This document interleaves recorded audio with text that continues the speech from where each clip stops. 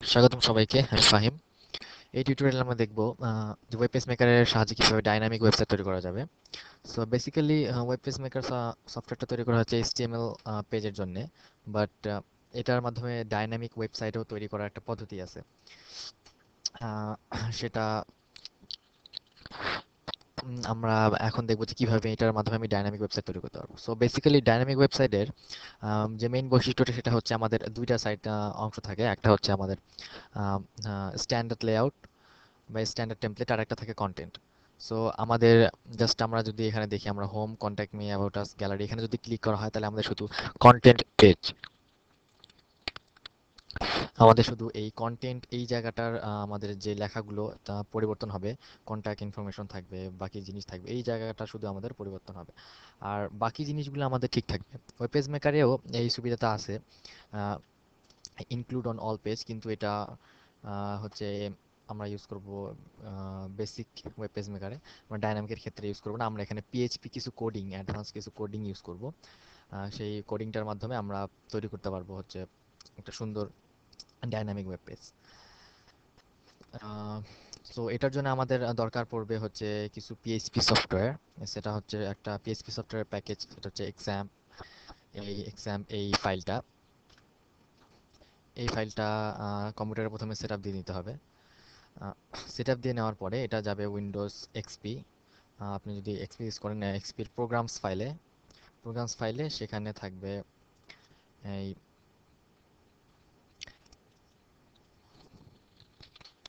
মাঝের মধ্যে আপনার ইচ্ছা মতো আপনি যেখানে আছে, আমাদের এখানে আছে এক্সাম ফোল্ডারটা। সো এটার আমরা কাজ করব htdocs এই ইয়াটার মধ্যে, htdocs এর মধ্যে যা কিছুই আমাদের এখন কাজ করা হবে না, এক্সপোর্ট করে এর মধ্যে নিয়ে আসা হবে। তাইলে আমরা সেটা মোজিলা ফায়ারফক্সে প্রিভিউ করে দেখতে পারবো। সো আমি আমার ওয়েবসাইটটারই কথা বলি। এটাও ওয়েব পেজ মেকার দিয়ে তৈরি করা হয়েছে, সিম্পল জাস্ট একটা ওয়েবসাইট।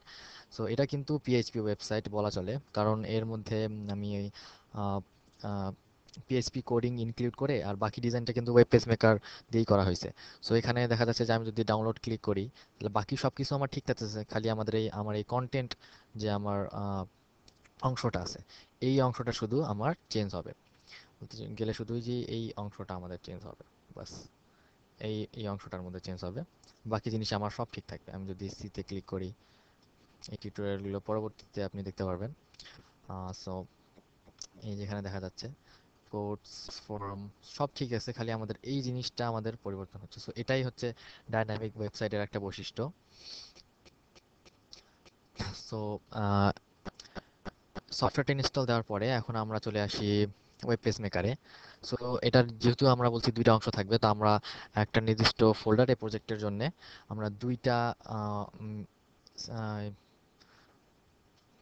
দুইটা ফাইল করে নেব, web page maker www.wss file. So একটা আমরা রিনেম করব। এখানে আমি একটা তাড়াতাড়ি করার জন্য একটা সিম্পল একটা জিনিস ডিজাইন করে রাখছি। এটার মাধ্যমে আমি দেখাবো যে কিভাবে আহ, আপনাদের ডাইনামিক ওয়েবসাইট তৈরি করতে হবে। সো ফার্স্ট অফ অল আমরা একটা সেভ অ্যাজ করে আমরা রেখে দেব আমরা একটা নতুন ফোল্ডার নিয়ে।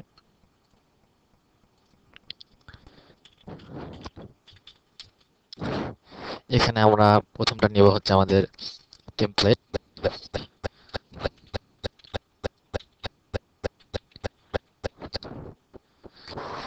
সরি, টেমপ্লেট একটা থাকবে, সেভ। আরেকটা আমরা নতুন ডেস্কটপ থেকে আমি একটা নতুন ওয়েব পেজ মেকার খুলে নেব, আর এটাকে আমি সেভ করব কন্টেন্ট হিসেবে। ডাইনামিক ফোল্ডারে যায় আমরা যদি করে নেই